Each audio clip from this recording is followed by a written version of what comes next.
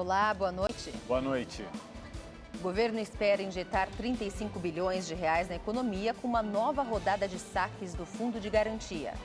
O trabalhador que tiver saldo no FGTS poderá retirar até R$ 1.045. E você vai ver também. Mais de 20 milhões de brasileiros já se cadastraram para receber o auxílio de R$ 600 pela crise da pandemia. Em novo recorde, o Brasil tem 133 mortes por Covid-19 em um dia. E em São Paulo, no Rio e em Belo Horizonte, as previsões nada animadoras do comércio para as vendas de Páscoa. A Prefeitura de São Paulo realizou hoje uma ação na região da Cracolândia e fechou uma unidade de atendimento aos usuários. Muitos foram transferidos para outro centro inaugurado na região. Porém, a Defensoria Pública do Estado entrou com pedido para que a unidade continue aberta. A gente vai ao vivo conversar com o repórter Guilherme Lopes, que sobrevoa a região e tem mais informações, né, Guilherme? Boa noite. Olá, Gabriela, Mauro, boa noite a vocês, boa noite a todos ligados com a gente. Estamos bem em cima da região da Cracolândia e pelas imagens a gente consegue observar muitas pessoas aglomeradas em frente à Praça Júlio Prestes.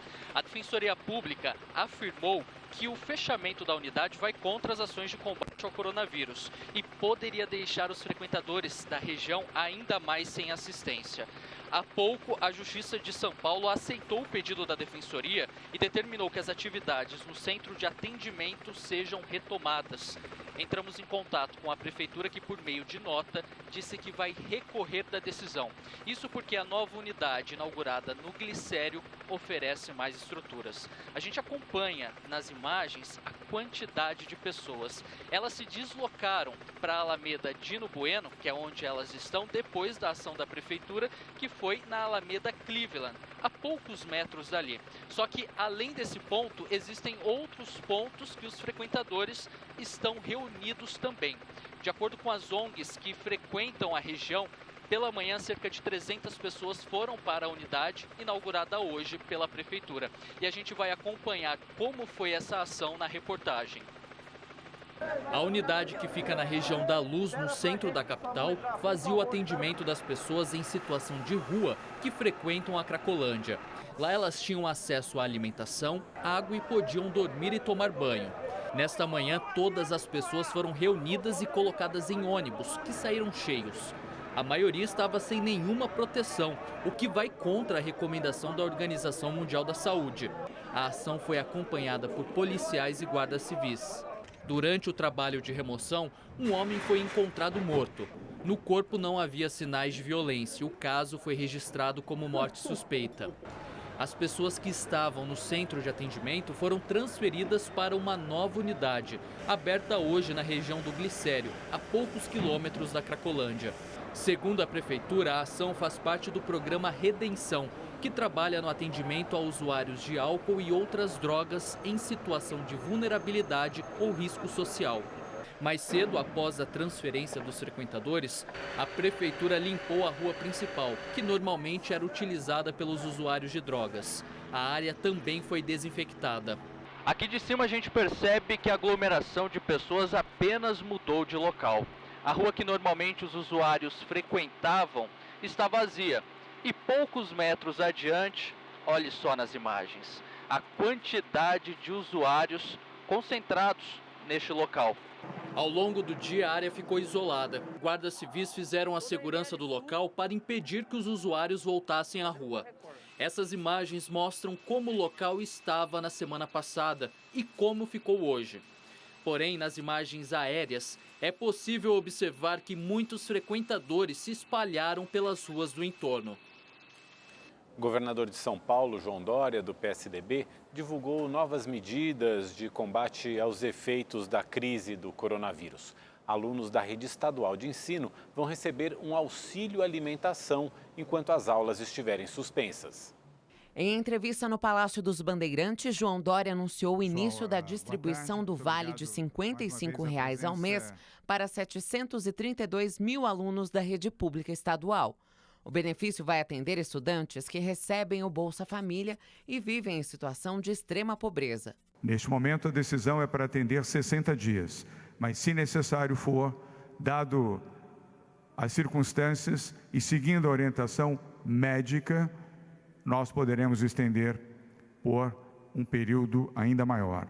113 mil alunos que não fazem parte do Bolsa Família também vão receber um auxílio mensal, concedido pela iniciativa privada, de R$ 110 pelos próximos 2 meses. As famílias terão acesso ao benefício por meio de um aplicativo sem cobrança de tarifas. O valor é possível comprar uma boa cesta básica para auxiliar a família, especialmente na alimentação desse jovem. Lembrando que isto é por estudante. Então, famílias que tenham 3 estudantes dentro da mesma condição receberão 3 vezes esse valor. Na coletiva, o infectologista Davi Wipp, coordenador do Centro de Contingência do Coronavírus, informou que foram distribuídos 200 mil comprimidos de cloroquina por todo o país, mas voltou a reforçar que o medicamento só pode ser utilizado com prescrição médica.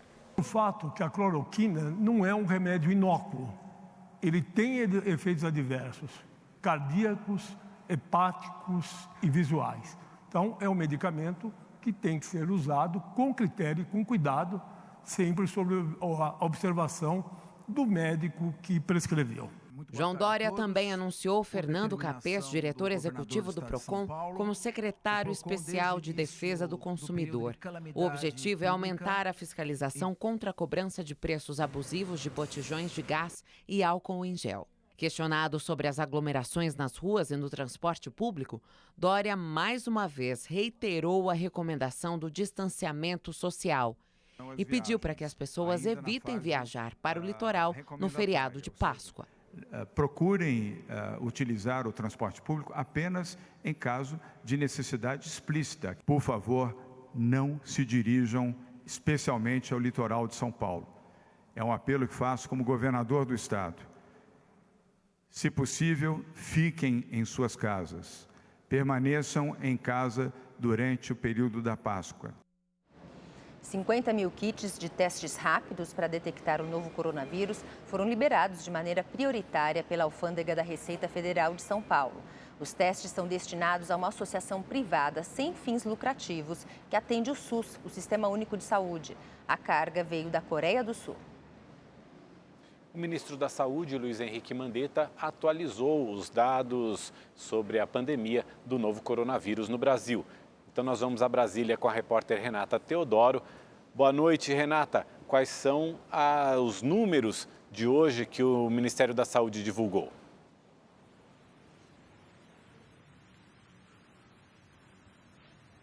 Oi, Mauro. Boa noite para você, para a Gabi, para todo mundo que está acompanhando a gente. Mauro, o Brasil já está com mais de 15 mil casos confirmados de coronavírus e 800 mortes por causa da doença.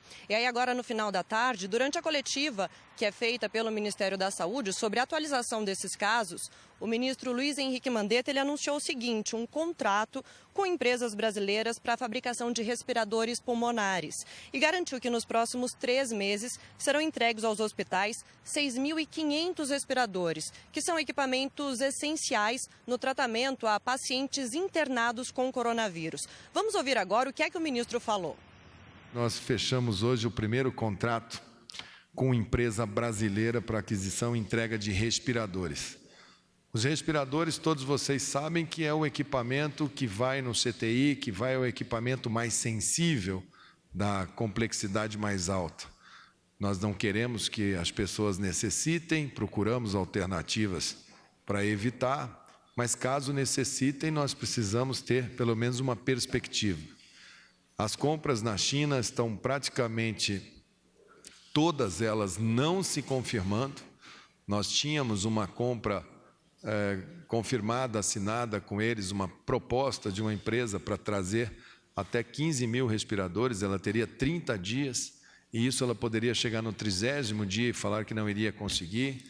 Como ela não deu as garantias de trazer, nós descartamos essa possibilidade, estamos abrindo outro processo de compra, mas assinamos uma ação, materializamos uma ação que iniciou aproximadamente uns 45 dias, ela é extremamente complexa, que é fazer a indústria nacional disparar uma produção em tempo reduzido.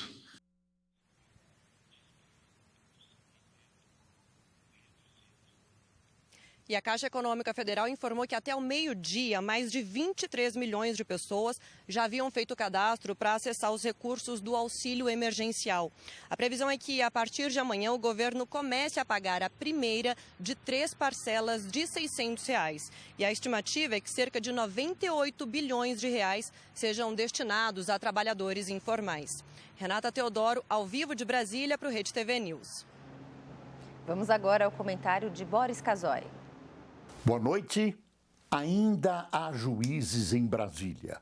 O juiz Itagiba Catapreta Neto, da 4ª Vara Civil da Justiça Federal em Brasília, mandou bloquear as imorais verbas dos fundos eleitoral e partidário, colocando-as à disposição do combate ao coronavírus.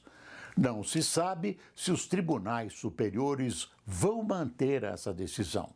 Seria bom que mantivessem. Ela está em sintonia com os melhores anseios da população, que paga impostos extorsivos e vê seu dinheiro financiando propaganda eleitoral com a qual nem sempre concorda e custeando partidos que, na verdade, não existem.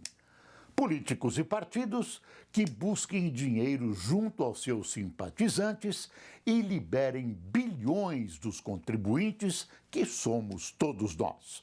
Mas o bom é que ainda há juízes em Brasília. E uma grande estrutura para a coleta de sangue foi montada na Arena Corinthians, na zona leste de São Paulo. É uma ação emergencial da torcida para ajudar os hemocentros, que desde o início da pandemia estão com os estoques em níveis críticos. Mais de 1.200 pessoas se cadastraram para fazer a doação, que começou ontem e termina amanhã. O empresário Paulo Roberto foi uma delas. Sempre busco ajudar. Eu venho aqui simplesmente com o objetivo de ajudar alguém.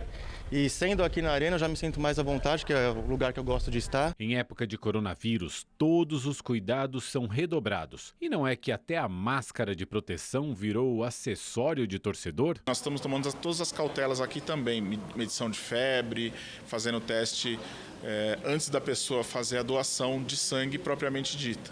Essa é uma campanha completamente monitorada pelas autoridades de saúde e o Corinthians tem a grata satisfação de poder colaborar nesse sentido. O sangue coletado vai abastecer os hemocentros Colsan, Banco Paulista, Fundação Pro Sangue e São Lucas, que atendem diversos hospitais na cidade de São Paulo. No Rio de Janeiro, o segundo maior hemocentro do país, está recebendo desde o início da semana doações de cerca de 1.000 voluntários das Forças Armadas. Militares do Exército se reuniram na Vila Militar, em Deodoro, na zona oeste do Rio, para reforçar os estoques de sangue do maior hemocentro do estado. As doações ao Hemorrio caíram cerca de 70% desde o início da pandemia do novo coronavírus. A doação pode ser feita tendo os cuidados com o espaçamento entre as pessoas, entre as cadeiras, conforme manda a ONU e o Ministério da Saúde. Aproximadamente 1.000 homens do Exército se voluntariaram para a coleta. Na nossa campanha, nós conseguimos em torno de 1.200 militares aqui na Vila Militar. Esses militares estão doando não só aqui, mas também no Hemorrio, no centro, e também em Niterói, lá no hospital que é conveniado com o Hemorrio. Essa é uma alternativa do Hemorrio para aumentar os estoques. Na semana passada, uma campanha de coleta de sangue começou a ser realizada em um posto móvel nos condomínios da cidade. No fim de março, o Hemocentro também recebeu os doadores em batalhões do Corpo de Bombeiros e da Polícia Militar. A Ordem dos Advogados do Brasil, no Rio Grande do Sul, suspendeu 2 advogados acusados de pedirem a soltura de detentos por meio de falsos atestados. As suspeitas sobre o esquema começaram com áudios de WhatsApp que acabaram vazados. 2 advogados foram identificados detalhando as fraudes. Tranquilo, eu estou soltando quem eu posso. Como eu te falei, soltei 7 essa semana.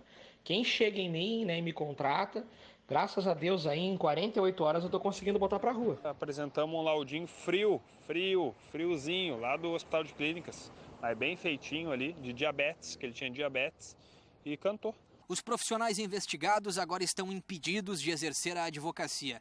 A decisão do presidente da Seccional Gaúcha da Ordem dos Advogados do Brasil se deu pela ampla e negativa repercussão dos fatos apresentados. O processo vai ser investigado agora pelo Tribunal de Ética da entidade. Eles poderão responder também em 3 esferas. Uma dentro da ordem, que é o processo administrativo, que seguirá em sigilo.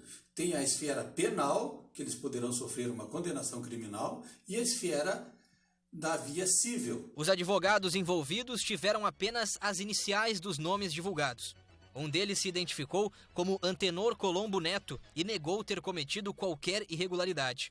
O Conselho Regional de Medicina divulgou nota na qual afirma que, se comprovada a participação de médico registrado na entidade, abrirá uma sindicância contra o profissional. Uma quadrilha que furtava insumos de um hospital na zona leste de São Paulo foi presa após uma operação feita pela Polícia Civil.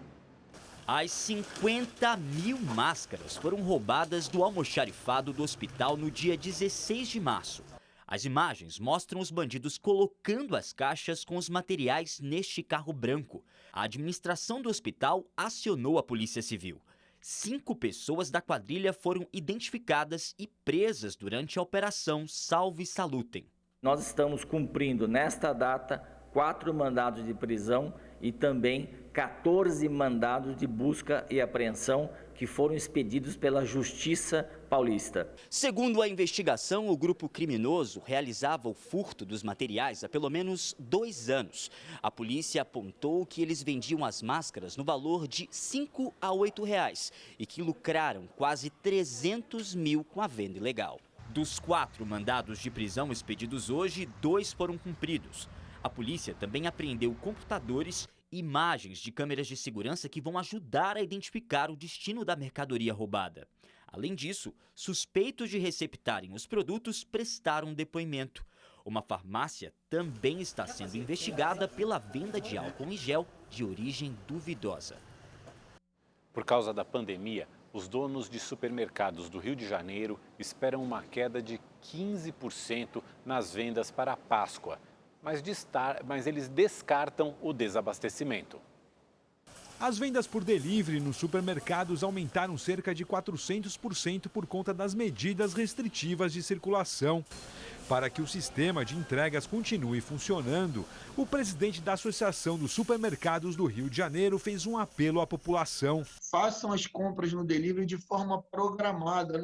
A gente sabe mais ou menos a duração dos nossos estoques dentro da nossa casa. Então peçam com 5 dias de antecedência, por exemplo, antes do seu alimento chegar ao final.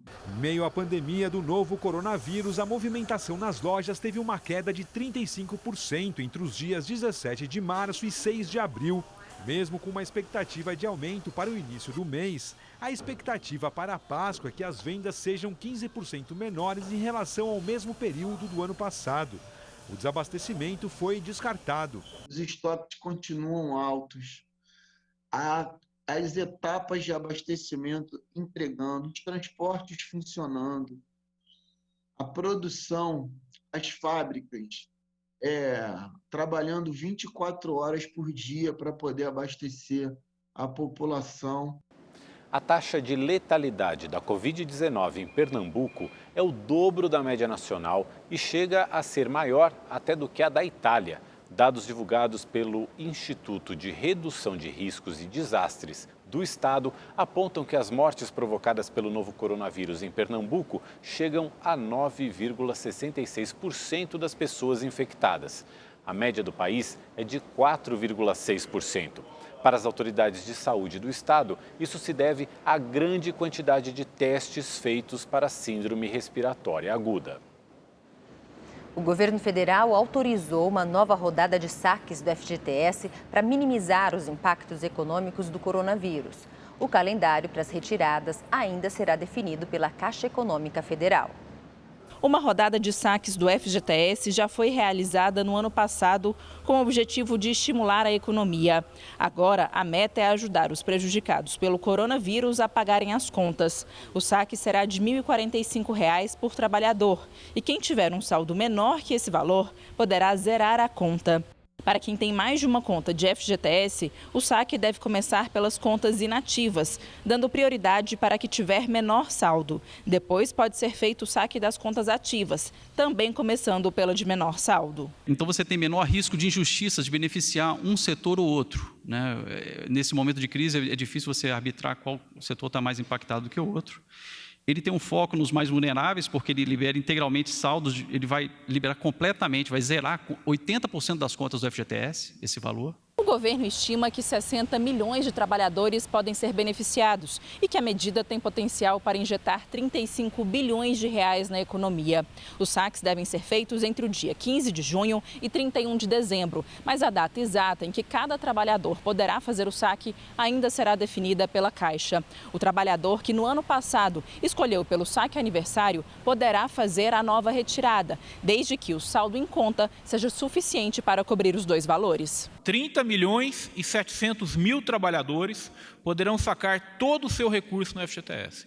Se nós somarmos esse número com o saque que foi propiciado no ano passado, 66 milhões de trabalhadores brasileiros puderam sacar absolutamente tudo que eles tinham no FGTS, devolvendo assim o dinheiro do trabalhador ao trabalhador. A liberação do FGTS foi feita por meio de medida provisória, que começa a valer de imediato, mas deve ser votada pelo Congresso no prazo de 16 dias. O texto ainda extingue o fundo PIS/PASEP e transfere os recursos dele para o FGTS. Mas a mudança não altera os pagamentos anuais do abono salarial do PIS/PASEP. E agora é política com a Amanda Klein. Boa noite, Amanda. O governo federal pode pagar o preço mais alto até agora na crise do coronavírus com a nova versão do Plano Mansueto que tramita na Câmara dos Deputados. Sem acordo, a votação ficou para amanhã. Como antecipamos aqui no É Política, foi construído um plano emergencial para socorrer estados e municípios que, além de ampliar o financiamento para todos os entes federativos sem exigir nenhuma contrapartida, ainda garante o repasse do ICMS igual ao do ano passado. Esse projeto foi construído por governadores e deputados e encontra fortes resistências no Ministério da Economia. Para você ver que nunca fez tanta falta uma articulação política no Congresso. Os governadores, por outro lado, estão alinhados faz tempo e reclamam da falta de diálogo com o governo federal. Chegou a hora de apresentar a conta e será salgada. Os governadores devem ter uma perda, em média, de 30% do ICMS nos próximos meses. Se esse plano Mansueto for aprovado na atual versão, pode representar um impacto imediato de 36 bilhões de reais nas contas da União.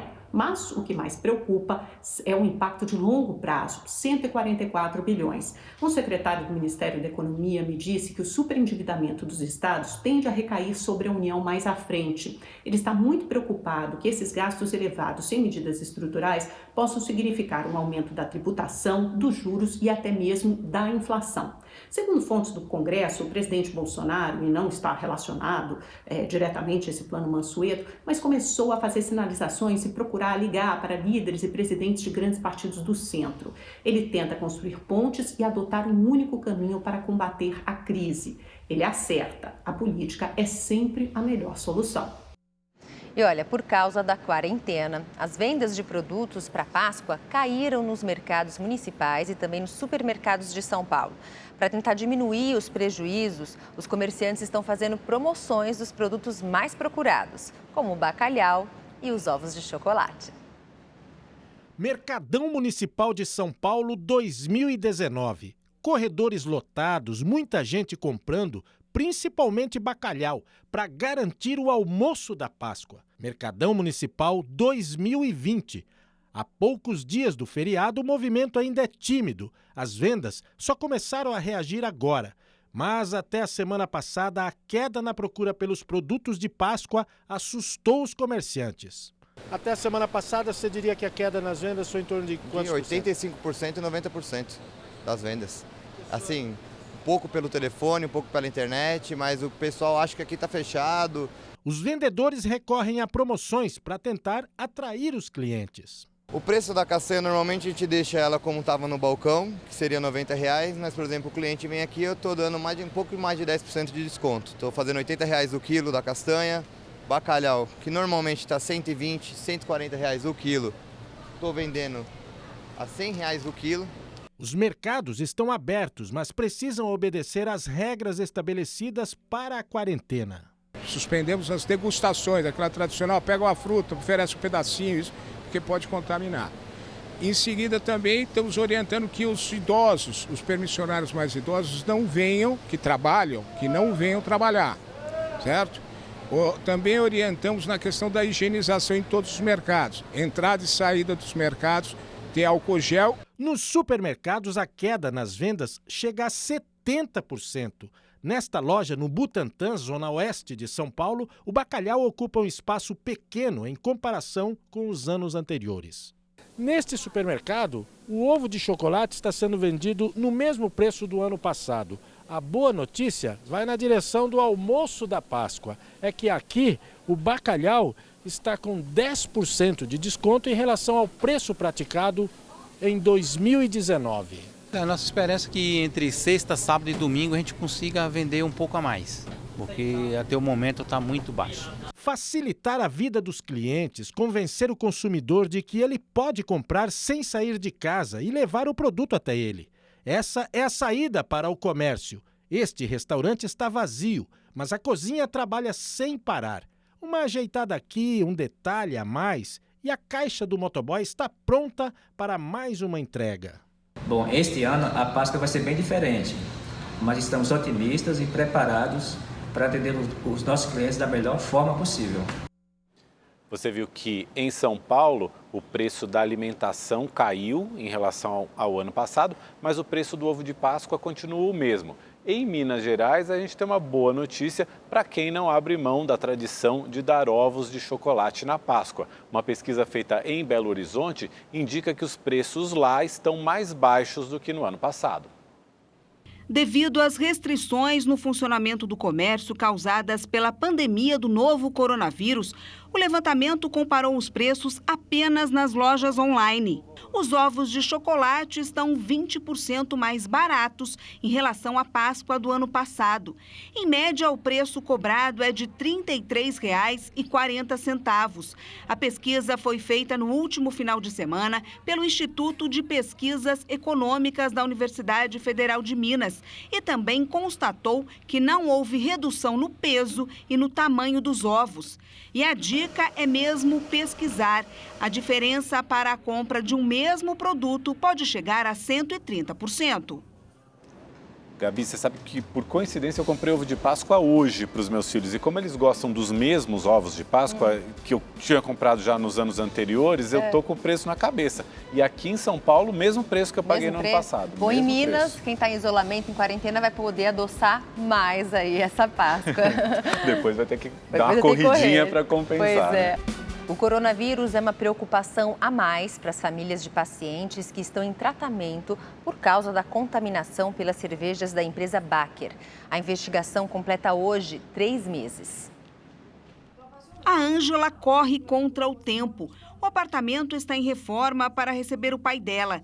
Seu Marco Aurélio, de 64 anos, está há mais de 100 dias no hospital, vítima da intoxicação por dietilenoglicol após consumir cervejas da Baker. E agora, por causa da pandemia do novo coronavírus, os médicos recomendaram que o tratamento dele continue em casa. Estamos fazendo uma reforma no banheiro, estamos fazendo uma reforma no quarto dele para possibilitar a instalação do home care juntamente com um banheiro acessível para que ele possa tomar banho, para que ele possa ter pelo menos uma qualidade de vida. A Eliana também teme pela saúde do marido, que teve 5 paradas cardíacas e 9 pneumonias depois de beber a cerveja contaminada. Ele está entubado e em estado gravíssimo no hospital. 2 coisas que eu pedi a Deus é que me dê saúde e condição de cuidar dele. Saúde eu tenho que cuidar para que eu não adoeça. E condição eu pedi a Baker, mas eles não deram nenhuma resposta, não falaram não ofereceram nada. A contaminação já foi comprovada em 42 vítimas que consumiram a cerveja. 9 delas morreram. As investigações completam hoje 3 meses e a polícia ainda aguarda o resultado das perícias na fábrica da Baker para concluir o inquérito. Neste momento, a linha de sabotagem ela é descartada. A negligência é uma das linhas que está sendo investigada. A Justiça mantém um bloqueio de 50 milhões de reais das contas da empresa. A cervejaria informou em nota que já fechou alguns acordos, mas que precisa desse dinheiro para auxiliar o tratamento das vítimas. A realidade é, até hoje, ela não nos ajudou em nada. Até hoje, vão fazer 3 meses da abertura do inquérito. Eles não se manifestaram. No Facebook da Rede TV você pode acompanhar o nosso programa exclusivo no Facebook Watch, o Histórias do Dia, que traz vídeos com conteúdo atual e de interesse do internauta. O segundo maior avião do mundo pousou no aeroporto de Brasília na madrugada de ontem, carregado de máscaras faciais e testes de coronavírus. Segundo a Inframérica, a concessionária que administra o terminal do Distrito Federal, o cargueiro de origem ucraniana partiu da China e trouxe 6 milhões de máscaras para o Brasil. No avião também havia testes de coronavírus vindos de Miami, nos Estados Unidos. O cargueiro foi recebido com cuidados de higiene e precauções necessárias para evitar uma contaminação. A carga, que foi comprada por uma empresa privada, seguiu via terrestre para Goiás. No Rio de Janeiro, a preocupação com a lotação dos hospitais aumenta a cada dia. Campanhas foram lançadas pela internet para garantir a abertura de pelo menos 100 leitos hospitalares para o tratamento de pacientes com o novo coronavírus. São as boas ideias que, neste momento, estão fazendo toda a diferença. Quebra daqui, fura dali. Todo o esforço vale para reativar até maio 60 leitos de unidades de terapia intensiva no Hospital Clementino Fraga Filho, ligado ao FRJ, na Ilha do Governador, zona norte do Rio. E isso só é possível por conta da parceria entre algumas empresas e a população. Com a expansão do número de casos do novo coronavírus, as vaquinhas virtuais estão sendo uma ferramenta importante na arrecadação de recursos para os hospitais universitários do Rio. Foi por conta de uma campanha assim que cerca de 16 milhões de reais foram doados para o Hospital do Fundão. A ideia, que nasceu entre um grupo de amigos liderado por Pedro Werneck, superou as expectativas. Lançamos a campanha no dia 23 para arrecadar recursos, inicialmente com a ideia de 50 leitos serem ativados.